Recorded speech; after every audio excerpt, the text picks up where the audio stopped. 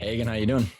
I'm doing well. How about you, Ryan? Doing good. Looking forward to having you on the show. You have a very interesting business model that you have been bringing to the crazy world of investment banking on the buy and sell side of M&A. And you and I met each other at the Alliance of M&A Advisors in Chicago, and you gave a presentation. And I sat there watching you going, all of this would have been extremely applicable to our situation and to a lot of other people's, but none of the listeners were probably sitting there, or they might not have come across you. So, you know, can you just give us a background? Like, how did you get into this whole world of M&A, and how did you end up to where you are right now? Well, great question. I'll try to keep it brief. When I graduated college, I started my career in corporate banking, but was interacting with the investment bank, and I was intrigued by the different services of investment banking, from private placements to mergers and acquisitions. And so, after 2 years of being a corporate analyst, I went on to business school and did an internship in M&A in Texas. And so for that whole summer, I worked on selling a company, a privately owned company, with a team, and just had a fantastic experience. Loved everything I learned in that internship, and went back to finish up business school knowing this is what I wanted to do. So for 5 years, I was with what was Wachovia's investment bank, and was in Charlotte, Atlanta. And when the merger happened with First Union, I was being asked to move back to Charlotte, but I was in investment grade debt, which is a service for really large public companies like a Walmart, issue corporate bonds. And I had, for the first 2.5 years, been doing M&A on an origination function. So helping the bank find deals and then bring them over into the product group, and then help with the execution from time to time. And I missed that. So I had asked to get back over to this world. When we got bought essentially by First Union, I left the bank because I wasn't happy in the product group I was in. And so I moved back to my hometown of Greenville, South Carolina, and launched what is now Watermark Advisors. And that was 16 years ago. Oh, wow. And did that with the help of the managing director from Wachovia's practice, which he was an ex-Salomon Brothers M&A banker. And so I could not have had a better partner for the first 8 years of Watermark. He basically oversaw and mentored me further in the role of doing deals. I had the experience of finding and winning the deals, but doing the deals, it's a whole different science or art, we'll say. And so for 8 years, Watermark we're a boutique M&A firm. We do sell side, buy side M&A, also private capital raises. We're a FINRA member, and we looked like everybody else. But leading up to what I shared in Chicago a couple of months ago, after years of doing this, 16 years to be exact, I've discovered there's some real problems with M&A that the clients experience, not necessarily that the service providers experience, but the clients, both on the sell side and buy side. So what I've done over the past several years is completely revamp how I do M&A. And that forced me to change actually my business model, which may be less interesting than talking about what changed from a service perspective, and why is that relevant to the user of M&A, whether you're selling a company or buying a company.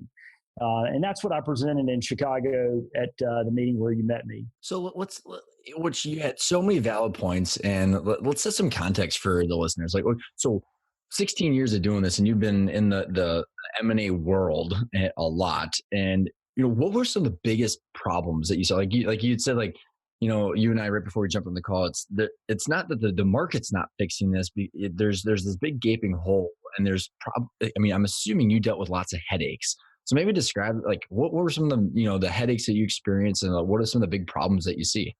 Great. I'll use a metaphor that is when I sit down with a potential client. I have this M&A simulation board, which is a board that I have literally blocks on this board that it helps visually understand the problems, understand where the deals create challenges for the client. So let me first speak to the buy side, and I'll share this pretty quickly and then focus on the sell side. Strategic buyers, so I'm not talking about private equity. Private equity has mastered the process of M&A. And so let's focus just on operating companies that are not in the business of doing M&A, but they need to execute mergers or acquisitions from time to time to execute a strategy to grow their company. Well, and actually, like, hey, let me interject for a sec, because, as you go into this too, I think it's super important for the listeners to understand the buy side's motives too, and what means success for them. So I know a lot of the listeners are entrepreneurs that are going to eventually end up selling, but like, it's so important because, and I think that in the marketplace, there's a lot more M&A ramping up, because in order to continue to grow or to evolve and innovate with different products and services, we're getting forced to. So I think you alluded to a great point, which I think you're going to get to, is that they don't do this all the time. So like, Correct. they're getting forced into it. So I think what you're about to say is an important note for the listeners to really understand that there's reasons behind this, and then there's a lot of challenges that you're going to allude to. Great. So acquirers do M&A for various reasons. And if you boil it down to several kind of general reasons, they're doing it to execute a strategy whereby they cannot organically grow or expand into the areas of business they need to expand and create products and services quickly enough by themselves. And so they acquire as opposed to building it. And so whether it's market expansion or product expansion or R&D, acquiring R&D as opposed to developing R&D, those are reasons why strategic acquirers do M&A, but they have really several key problems when they metaphorically walk across the M&A bridge, and that's the metaphor I use on this board. The problems are that the problems show up in the results. When they step off of the bridge, 70 to 80% of the time, they do not create a return on their investment that is at a hurdle rate or above a hurdle rate. And most of the time, it's not even in the delta, that what we call the hurdle rate delta between at the bottom of, imagine a line, a horizontal line, and that, let's say that hurdle rate is 12%, go down about 500 basis points down to 7%. And maybe that's their cost of capital or cost of doing the deal. They're not even showing up in that delta between the 7 and 12%. They're hovering around the cost of capital, which means it's a wash. They're not actually creating financial value from doing acquisitions most of the time. And not only are they not creating value, they also may not be creating a strategic success for their acquisitions. So you want, as an acquirer, to do acquisitions to where it's a strategic and financial success. And what I'm saying is, studies show time after time, the return or the financial measure is not happening for that strategic acquirer. Why? It's because they make fumbles. They cross the bridge and they have fumbles, and the fumbles happen in 3 areas, 3 phases, as I call it: the preparation phase, the transaction phase, the integration phase, which, by the way, is the same 3 phases that sellers cross when they do M&A, when they sell their company. They cross the same 3 phases: preparation, transaction, integration. But the seller problems are different. And I'll cite the problems in one particular study, but this is going to be indicative of happens to sellers year after year. Looking at Pepperdine University's 2018 private capital market study. It comes out once a year, and it's very thorough. They surveyed investment bankers who led M&A deals on the sell side. So we're just thinking about investment banker-led deals. 26% of the time, that investment banker was not able to sell the company that they were hired to sell. So that owner goes out on the bridge. They, to a varying degree, expose their trade secrets, market information to potential buyers 26% of the time. And maybe more concerning is that 42% of the time, of those companies that did sell last year, 42% of the time, the way that deal got done was with what are called contingency fees. So let me give you a simple example of that. Let's say that you sold your company for $10 million. The buyer, to get the deal done, the buyer's not willing to pay you $10 million in cash. They're willing to pay you $7 million in cash, and they'll structure what either an earnout or seller debt, seller notes, and for that $3 million in incremental value. You don't get that unless certain things happen with the company after it's out of your control. And I can tell you, after being in this business for 21 years in M&A and investment banking, it doesn't typically materialize completely, meaning that seller doesn't capture the full value. So top dollar is not happening for the seller a majority of the time. Well, and like, I mean, there's been so many people and stories about earnout, burnout, that you're not going to hit it. I mean, all the things that you tell me the price, I'll tell you the terms, because this is where all the hair comes out. And, what in that, I think you're going to probably kind of get into this, but what are the ways, and maybe this is kind of your bridge, but like, the ways of mitigating that earnout or that the contingencies, because they didn't do a lot of things right, or there's risk coming from the buy side. And, that's where we've talked on the podcast before about value drivers, or the opposite of the discount reasons on the buy side. Mm-hmm. So, is that kind of what you're going through into this bridge? Maybe you want to kind of, you've given this whole overarching, there's a lot of problems. No one's really ready to be making sure that these work. And it's a lot of, Hagen, do you think it's a lot of people playing the short-term game more than it is anything else, or just trying to get the deal done? There are two, I'll think specifically about sell side. There are several problems that are fundamental problems with the owner, the seller, when they sell their company. They believe most often that understanding their company and running their company well and their company doing well is enough, that they can, because as we know, owners are very busy people. They lead complicated lives, and it's hard to own and run a company, much less a successful company. So they believe when they step on the bridge that that's enough, that they have a profitable company. But what they don't realize is that the market is looking for athletes, metaphorically.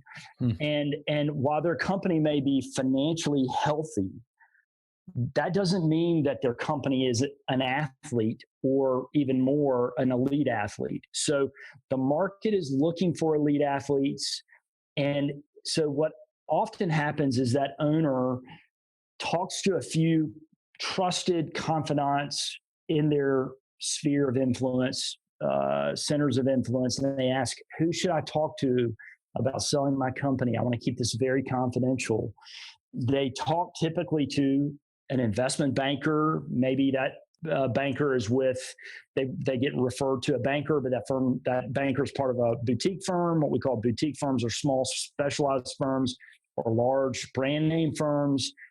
Those firms, as smart as the investment bankers are, their goal is to get on the bridge with their client and cross the bridge in the most efficient manner possible and make the most money while they're on the bridge. And they do that through success fees, as that's how my business compensation works. You get some level of a retainer fee, and then you get a large success fee when you close the deal. But guess what? That client is still on the bridge. The deal's closed, but most of the time that seller owner has often can be the most challenging part of the bridge ahead, which is the integration phase. And if they have contingency fees and they're still tied to the company financially and maybe even operationally, they have a very difficult road. But the investment banker is done. They've exited. They help structure the deal, but they're not incented to the top dollar. They're going to put in contingency fees, which is a way to get the deal done, but it's not really in the best interest of the seller, the client. So the kind of the root problem here is that owner hasn't truly prepared himself or herself for walking across the bridge, and neither has that owner really prepared their company to be, quote unquote, the athlete. And that's what really needs to happen. The owner needs to start thinking about how to make sure their company is the athlete, and that takes several years to prepare. And most of the time, they don't. They want to do the deal, say in 2018. They step out on the bridge in 2018. They want to get it closed in 2018. Not enough time to ensure your company's an athlete. You've got to be an athlete to get top dollar. That is well said. And I think you gave some really cool, I love the analogy of the bridge. I mean, because it's really what it is. You're stepping it out, and some people call it the deal train, but I think the bridge is a way better analogy, because you're going across into uncharted territory, and there's a power dynamic shift. There's a change in ownership shift. All these things are shifting. And can you walk us through the preparation, transaction, and integration phases, and your whole kind of thought process behind the bridge and what's included in all these? And maybe, Yes. with some context too, is that, I think, we had Mark Jordan on the show, who he was an investment banker that very clearly went through kind of the whole process of taking a company to market. That's different than how you've laid it out too. So, we don't have to maybe spend as much time on the first part, but I think it's great context that leads up into the integration. And then actually, I love how you have both the buy side and the sell side, because it's the same bridge. It's the exact same thing. It's the same bridge. Yes. Same bridge, same three phases, different steps on the bridge though. So I'll quickly summarize the bridge for sellers. When you decide to sell your company and you step out on the bridge, there's really, when I talk about preparation, there's the technical side of preparation, which is what some investment bankers will do some of those steps, but there's some that are missing. But then there's a whole element that really is not being done well in the marketplace that will, if you do it well, it will set up success if you run the process well of crossing the bridge. And that is, what does it mean to be an athlete? And I say there are 8 different areas that you need to look at. And this is what we do with the client. We'll look at with the client at these 8 areas and identify, because I've been doing this for over 2 decades now, while I'm not an expert in how to fix the challenges, and that's where I bring in a collaborative group of partners to help with that. I can identify where they're not a top athlete or elite athlete. So those 8 areas are strategy and market positioning, and those really go together. People, process, financial results, culture, innovation, momentum. And it doesn't matter what industry you're in. It doesn't matter if you're large or small company. These are the 8 areas that, in my experience, I can boil it down to these 8 areas and say, okay, how much of an athlete is this company? And strategy is the most important. Strategy is the heart of health of the athlete. It's the heart. It's got to be top shape. That is about business model. It's about vision. It's about the leadership and how you're executing strategy. And it's all of those things. And that's for business owners, we're not strategy experts. We developed a product and service. We built a business around it, and we've been successful. But a top athlete revisits the business model that really protects those products and services every year, and they're tweaking it. They're tweaking it when and where they have to. So market positioning is how are you positioned in the market to have competitive advantage and win the client's dollar, let's say, over your competition. And so those 2 things go together. If those are very healthy, then I look at people and processes. People, from leadership to your teams, and how you hire, how you fire, how you compensate, what processes run the company, how many processes do you have, and how do you advance those processes? That the more and processes for processes' sake are not what I'm talking about. It's processes that execute the strategy week in, week out most efficiently, and having people that can do that. When you have those two things really behind the strategy, you've got the makings of an athlete, and it shows up in your financial results. You want to have profitability margins that are at par, really ideally better than the average company in your marketplace. If you're not doing that, why not? Where are you off? Culture is what I say the organization of business decision making inside a company that is designed to execute the most efficient way to run the strategy. So I'm using a lot of lingo here in business terms, but all these are important to grasp. Let me pause and see what questions you have. Well, I think it's, I think the more and more everybody hears about these, their value drivers or growth drivers, or it's all the stuff that makes it a machine. I always go back to transferable EBITDA or cash flow, right? So, this is a machine that is no longer just a really high paying, high risk job. And I like the analogy of the athlete as well. And I think it's, whether you call them the value drivers, wherever they're coming from, is they're intentional, right? And I think, with the 21 years, Hagen, that you've been doing this, and a lot of the, I'm assuming you got a lot of stories, but you can't walk on the bridge and not have this stuff figured out, because you can't fix this stuff overnight. I think it helps with the negotiation, knowing where your big weaknesses are going to be and how those are going to be torn apart in due diligence or the Q&A part, but you can't fix this stuff overnight at all. Correct. That's why you really need to be thinking about, if you want to exit your ownership of your company, it's more than just hiring the right person to sell your company and doing evaluation and then getting a book together. Those are important steps, but much more important is your company an athlete? Is it a top athlete? And where you need to work on any of those 8 areas, you have time to do it, and you have people to help you do it, because your business, but we're not, a CEO and a president of a company. That doesn't mean they're outstanding at all of these areas.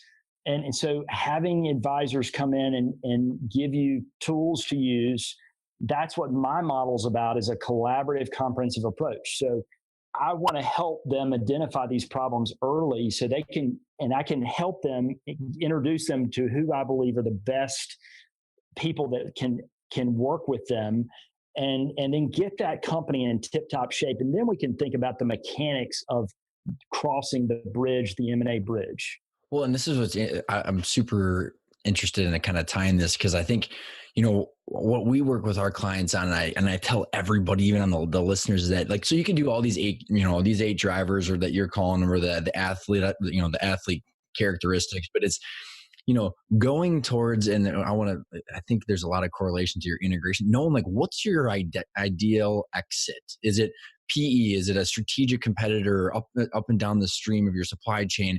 Because all of these things and what you do intentionally should have some sort of target towards that ideal buyer, because how you launch new products or strategies, or your business model or the culture might have a different angle or different path based on all the different buyers, which will impact the integration, right? Because if someone has these certain things, you might not need to do them, because you're going to be a bolt-on or whatever. I think there has to be a lot of reverse engineering into the outcome that you want.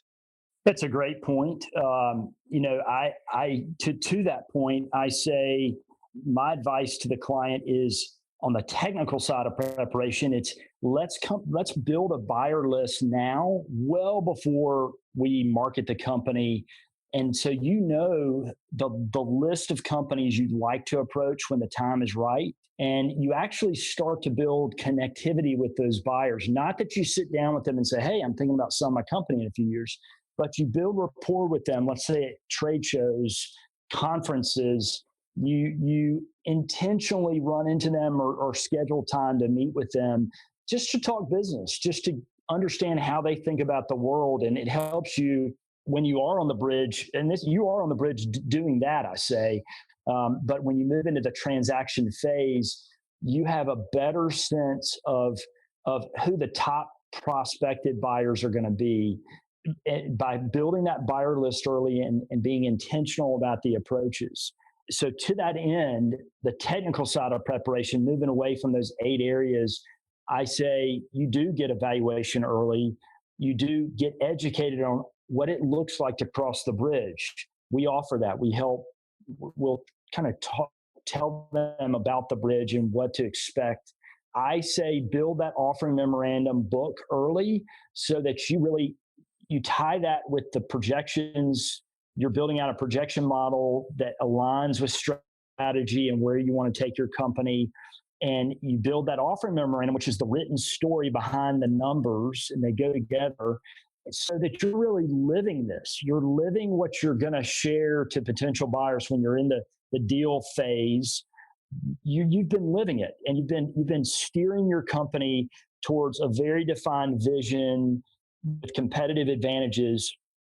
And you have certain buyers in mind, maybe not one, but you have a group of buyers in mind that should want this company if and when it goes on the market. And so you even build out your virtual data room early so that you get some of these technical things knocked out way before the transaction phase. So it frees you up to really focus on really running the business well when you're in the transaction phase, and you've gotten some of these things that really kind of are just problematic for the owner to have to spend so much time on the virtual data room, data gathering of all the docs. You've gotten that done already, and do that in the preparation phase. You've got that wealth manager at the table, and they're collaborating with the investment banker. We're working together to figure out what type of structure is going to work best for you, best for your wealth planning. And so that allows you to move into that transaction phase with a lot of momentum, and you can really then kind of sit back and time the market to the best that you can. So you're waiting for the market to head towards peak or high, and you are the athlete. When you combine those two, when you are the top athlete, and then you're combining that with market timing, and you have the strategy down and that story that you're going to share with potential buyers who you've already identified, you're going to get top dollar, or you're heading towards that great possibility that you're going to get top dollar. Top dollar and no contingency fees. Right? That is the goal. That is the goal. And so that in our mind defines top dollar. When you can get a high valuation, when you've sold it to a buyer that you really admire, and you know they're going to steward this company well after they own it, and you get top dollar all cash deal, that's the ideal experience for being on the bridge. And I'm speaking to the ideal scenario, and that's where I think the business owner should shoot for, because, I mean, face it, they put their lives into building these companies, and their life maybe for the last 5 years, 10 years, or 50 years, or maybe it's been intergenerational. Why not go for the top, the best experience? Because so many people just don't get it. They don't get that. A lot of people don't. And it's unfortunate, like you said, though, even the 42% of the ones that actually close. So going into that, so that transaction, because I like the transaction integration is, I think, even where you have more of your special sauce and how you articulate this. So is the transaction pretty much the normal status quo and how you actually go through with the actual deal? And then how does that relate to the bridge? And then how does that tie into the integration piece? Great question. And so, yes, the transaction phase, a lot of the unique attribute of the M&A bridge happens in the before and the after, the preparation phase and the integration phase. In the transaction phase, if we've done our work well, we're gonna run that process most of the time like most other investment banks, which is an auction process, a targeted auction. We're going to approach a group of buyers. That creates leverage in a process for you. And while there are unique circumstances when a negotiated sale with one buyer makes sense, most of the time I think it makes more sense to run a broad process. So that's about the investment banker approaching the buyers, sharing the information with the buyers, receiving the indication letters. The management meeting, in my opinion, is probably the most important part of that process. And I've learned that by experience, that's when the company's on stage, and that's when you really have the best opportunity to shine, and where you want the buyers to leave that meeting with the seller and probably a couple people from the seller's management team. They walk out of the room, they say, we have to have this company. You want that. And so everything builds up to that one meeting, and you want that meeting to be, there's an emotional element to that meeting, where when you're telling your story, the investable story of why this company is going to be, has a very bright future, that's the time to do it. And so all of that work, that preparation work, goes into that 1 day, half day experience with the buyer. And if done well, it just creates this momentum for the latter half of the transaction phase. So the letter of intent, exclusivity, due diligence, negotiating and closing documents, and closing.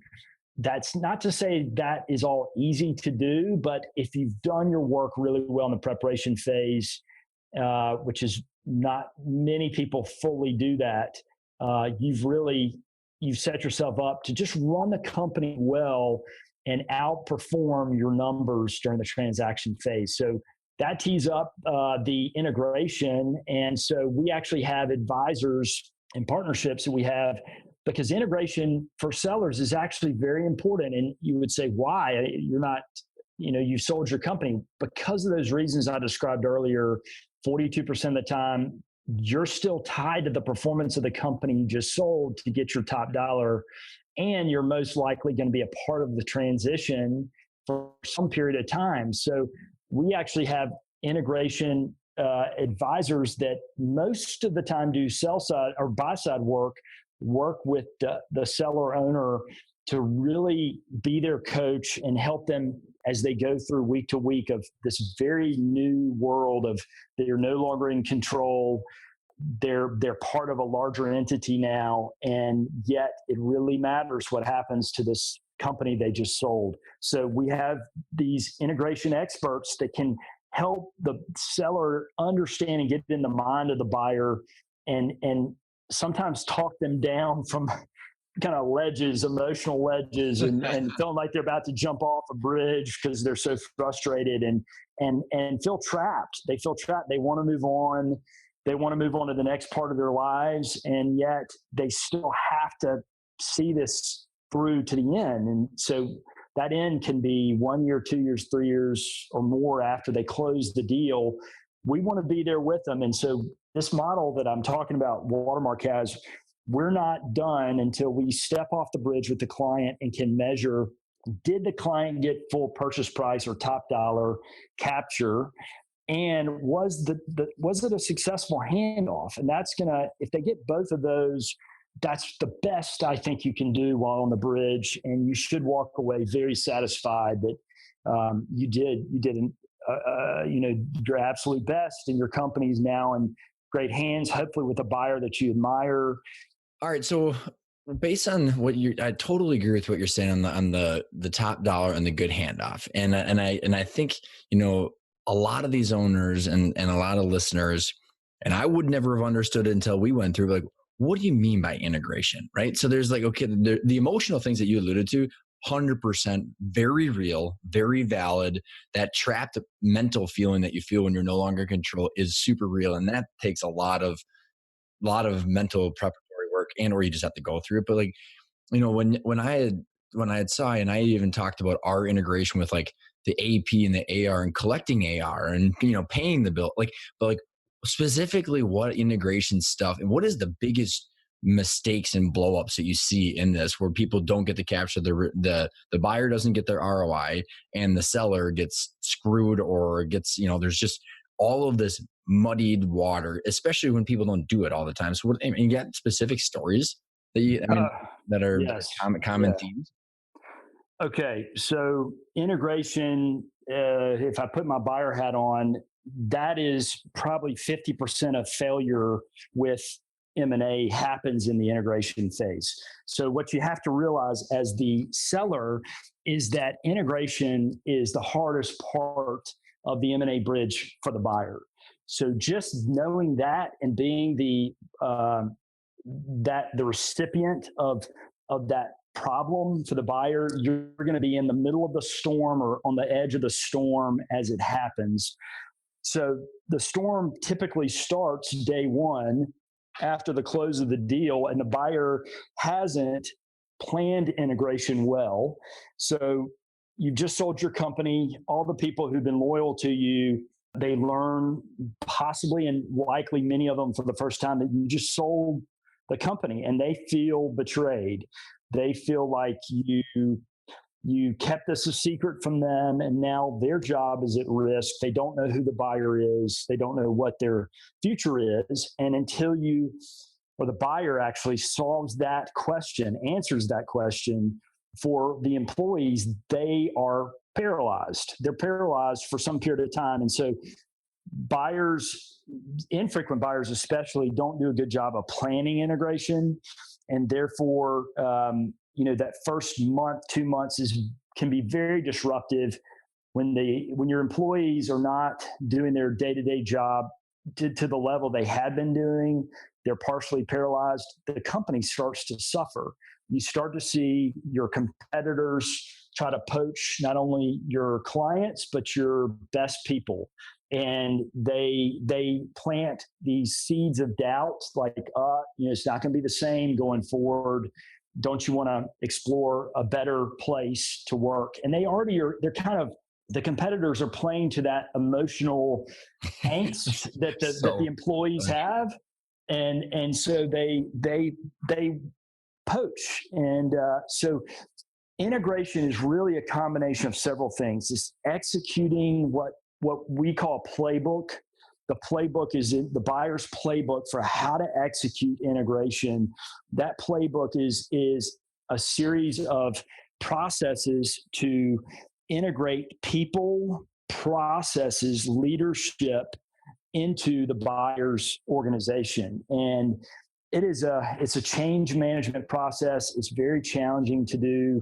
It's very time consuming. And the best buyers do it well because they know that the importance of integrating the people, the processes, culture, authority. Do you keep the leadership team that ran the seller company? Do you continue to empower them with the authority they had, or do you strip it away? Do you consolidate processes? Do you change the processes, or do you keep them the same?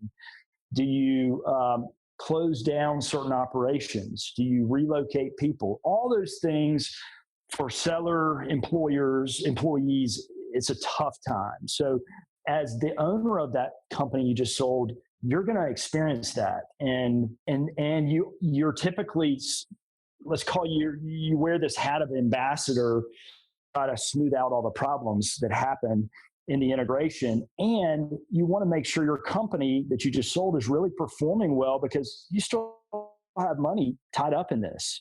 So now you can see the problem of integration, or the real just troubling time that can be for the seller who's exhausted. They just went through a very trying time. Well, right. Yeah. There's such a blend of emotions, and like actual emotions, but then there's financial ramifications of those emotions. And going and speaking from my own experience and watching multiple clients go through it, it's like, what I see a lot of good leaders do, Hagen, is like good leaders provide clear, transparent visions and consistency to make a working environment safe for people, right? Which is why they get buy-in from their employees, and they have a bunch of people that literally love them and love where they're working. And then the moment that you take that all away, and then you smash two groups of people together, I mean, like you're bound to have an absolute shitstorm. And like, I mean, it was very interesting because I had on the managed IT side of our old business, like we had, IT engineers are impossible to find because they're super high qualified, 0% unemployment. And by the way, the ones that can actually talk to people are literally like, unicorns. So right. One of mine, he was amazing. We took him forever to find him. He got calls all day long from recruiters, right? And he said, I don't remember how Hagen he worded it to me, but he said, I never once picked up the phone until you sold the company. Hmm. And so then here's this guy that we were paying him like in the 90s. And he's like, all of a sudden the culture changed, my team changed, my day-to-day activities changed. And I was like, I wonder what else is out there. Picked up the phone. He's getting paid over twice that now somewhere else. But like it's this whole doubt and this whole like not knowing that just I think screws everything up. Yes. You have to solve that fundamental question that your key employees have. What about me? Until you answer that as a buyer, and the seller owner again is tied to this success, you have problems because the top employees don't know if they will be successful. They start to question their confidence in the new environment. They start to, it's for the best of them, there's typically a chipping away of some of your confidence going through an integration because there's just so much uncertainty. So bring it back. Let's step back and we're talking about the last phase here of the bridge. But what I'm saying is that to be successful as the seller, it is so much about preparation and how to do the transaction phase well, and then how to do integration phase well. You've got to think holistically, not just about the deal or trying to get the deal done in the next few months. It's how do I walk across this bridge and get to the best outcome, because this is not going to be easy. And that's why we believe a collaborative, comprehensive approach is a better approach. And we think it's the better way to do it, not just try to quickly, very effectively help the client and minimize your time as an advisor on the bridge, but it's really more of a relationship and counsel across the bridge. Well, because it's like the whole point, like when the whole point of taking all the risks as an entrepreneur is because you want control and you're willing to deal with a crazy amount of risk in order to have that kind of control. And you don't know it's like not being aware of all of these things, when you look at all the different parts of the phases and all the different things that are, you can't engineer your outcome if you don't know what you should be focusing on. Correct. And what should be spent time looking at versus just going, hey, I know I want to sell. Honestly, like I get my heart breaks for these people that call and like, hey, I want to sell my company in 6 months. I'm like, you're so effed. You know what I mean? Like, it's hard to even talk them off because literally they're on the bridge, right? They're on the bridge with no advisors, and there's no other side of the bridge is broken. And it's like, going off of your athlete story, I think it's interesting where, like, if you think about an athlete, or it's the same bridge, it's the same race. But can you imagine trying to run a 400 with no exercise, no practice, and then you go run it, and then you throw up, you don't win, and afterwards horrible? Versus it literally should be almost like a non-event, right? You should literally just go run it, and then it's literally just like another practice round, right? Right. And that's where I challenge the seller owner the most is, that everything in life to be successful, it is about preparation. Why are you willing to forego that wisdom now in this most important transaction, which is, and I think that the false thinking that happens is my company's doing well. They get a valuation and they think that's enough, but it's not. There's more. If to really excel, you've got to be a top athlete as a company, and you've got to, I believe, with the technical side, do some of these steps in a preparation phase so that when you move into the transaction, it's kind of coasting. It's not easy, but you're coasting through those technical steps. It's like a non-event. Yes, really. Exactly. And therefore, and then to have some coaching in the integration too, to really help you understand this kind of crazy time that unfolds after you sell your company. It really, I think you can win. You can win at M&A, and then you can help others realize how important it is to really think holistically about the process. Well, it's interesting too, and talking about the non-event and actually tying this into our process too, because I think we have very similar processes but different approaches. And what I find interesting is that we actually do on-site interviews with all the key executives and any investors or stakeholders, kind of talking about literally how do we engineer the ideal outcome. And the people is the biggest part. So now all of a sudden you get buy-in to the, becoming an athlete with the executive team. And, what do you see? I mean, I can only imagine with the decades of experience, like where all of a sudden, your top executives that are super important when they get blindsided. Because I remember doing it with mine. We sold to our mortal competitor, which happened to be an amazing company, obviously, because they were good competitors. But, the betrayal that they saw, I can't imagine if they would have been bought into how this all works. I mean, what are ways that you see, people correctly bring the people in the fold? Well, that's a great question. It has to start top down.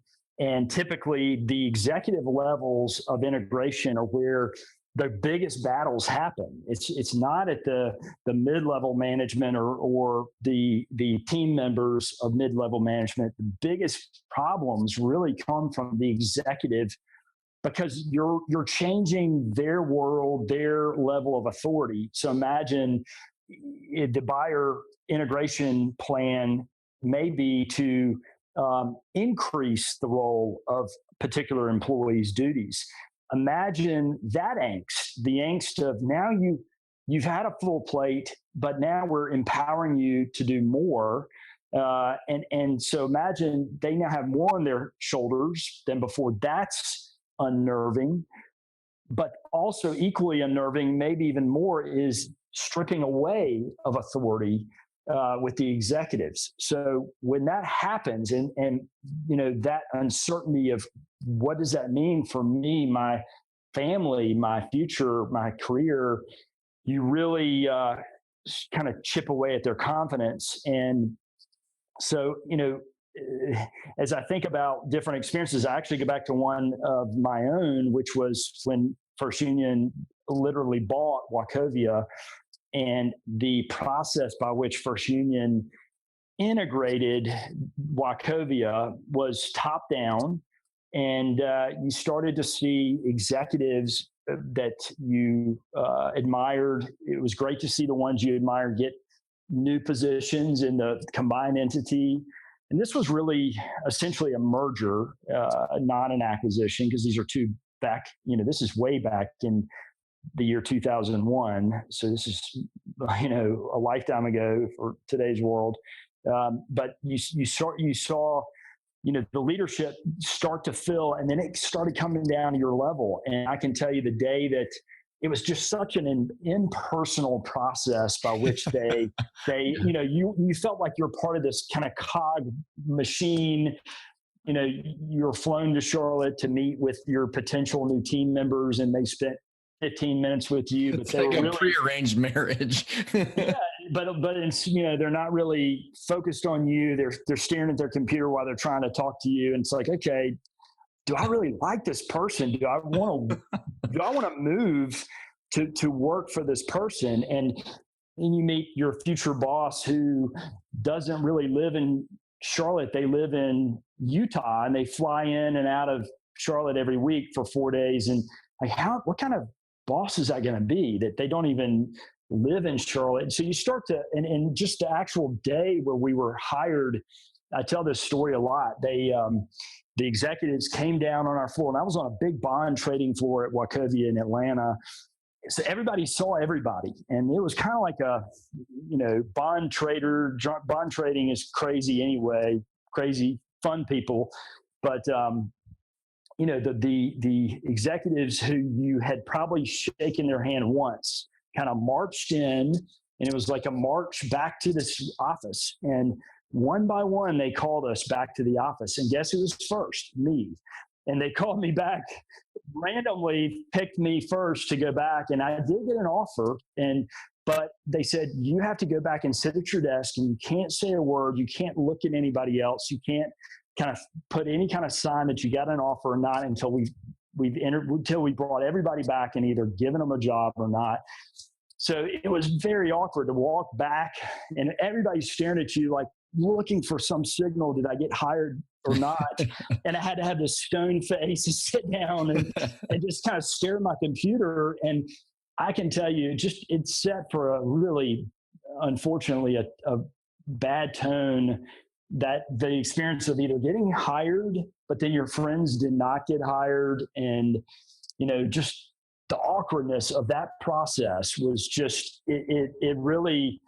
I'm glad I went through it though, because it makes me want to work that much harder for clients to help them through, bringing the right advisors to help them through integration, because it is a very unsettling time for everybody involved. You can't deny that.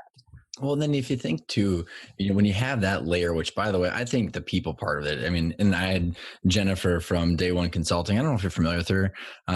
She focuses on the human part of this. So it'd be an interesting, I'll have to do an intro to you guys, but like, there's the people thing, which I think is a huge percentage of the challenges of this, and just clear expectations and being able to describe all this stuff like grownups. But then it's it, think about the lost data in when people get manipulative or they become toxic or they go away and you fire them, and all of a sudden you didn't know that there was a bill out there that was a payable that didn't get paid, or this relationship or this vendor, and all that stuff. The tentacles go deep and wide, and when you sour the people part, I think it just trickles into all of it. I mean, like, you can't, and that's where I think the financial ramifications are pretty great.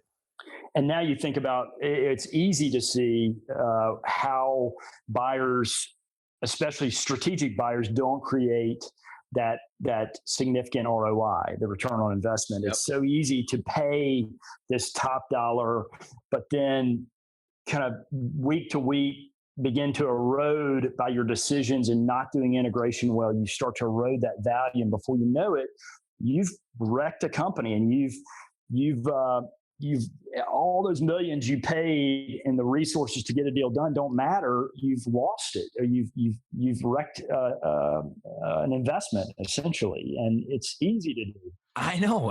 Hagen, have you heard of this book called Capitalism Without Capital? No, I have not. It's really, really fascinating. Bill Gates wrote a LinkedIn blog article about it, and then there was like 25,000 comments on it or something like that. And it just talks about like the balance sheets of these companies these days there's more intangibles than there are tangibles. And the intangibles are people, processes, culture, all this stuff. And really, and this is just totally my own 2 cents and opinion about it, but I mean, companies are living organisms of people, right? And so if you think about like trying to digest and merge two living organisms like that, you have to, in order to capture that value, because you might have $2 million in free cash flow, but it's coming out of an organism essentially, right? With this people and culture. So you have to literally understand how that thing lives and breathes in order to absorb it, to keep that cash flow. Otherwise you're totally screwed, and you're just playing the short game in the Wall Street game, and you're never going to be able to get it. But it's a super interesting book, because that's, I like I said, I'm articulating as a living organism. Kind of to speak to the, that makes me think of the M&A is like a marriage. Well, it really is not. When you think about it, marriage is just between two people who really want to be together. M&A is about potentially thousands of people who are disrupted because of this transaction, and they really, day one, they're the most hesitant to walk through the door of their company and interact with their quote unquote spouse. It's the opposite of marriage. It's a very troubling transaction. So I think that kind of the kind of rosy colored glasses of M&As like marriage is really not telling it like it really is. Well, it's ecosystems, right? It's a complex organism, like I said, and you have to think about all the different facets. And then that's what I think is very interesting about, the bridge analogy, because you're literally, if you do it right, you understand what all those facets are, and you can engineer the perfect integration is what you're trying to, because the perfect integration is where the ROI comes. There you go. And that's what PE has figured out. The partner that we use in integration is a global integration consulting firm, and they do a lot of work for PE firms. And PE firms, by the way, are getting great results from M&A, and they've figured out all these fumbles on the bridge, metaphorically, and they solved those problems by having experts like an integration consultant come on board and help them, and all these due diligence consultants help them at the right time. And they've created those collaborative partnerships, and that's what we're doing at Watermark. We're creating a collaborative approach because you need people who know what they're doing to advise you as you step to that next part of the bridge. And P's figured it out. Well, it's interesting, and I think some of them. I mean, I think they're still a learning curve because I had lunch with Mike O'Neill, who I had on the podcast, and he is about to close a transaction, and literally he's flying to the place. Normally where it's, hey, everything's as is. This is a financial transaction. Well, he's literally going and they're having a barbecue and they're integrating the people. Because it's like, well, yeah, duh. And he's like, I hope it's going to work. I think I'm doing the right thing. I'm like, for sure, dude. They just want to know that they've got a friend because they're now partners with you, And right, then right. He even said, like, I don't want them to hide stuff from me. Right. Like he goes, I want them to like be okay telling me stuff and to respect me and feel bad about it, not just to like be manipulative about it. So it's a contract between people, man. It's right. And those, yeah. I was just maybe I'll end with this. Sometimes those kickoff parties can backfire, unfortunately, because the buyer has such a different culture than the seller. Right. They have this massive party, and the seller's kind of a conservative.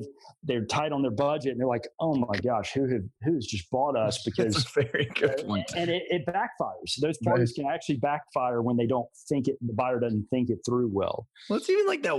Maybe there's a running company joke where like everybody loves it, but like, hey, different culture, they might absolutely hate it. I mean, and one joke just could literally destroy something.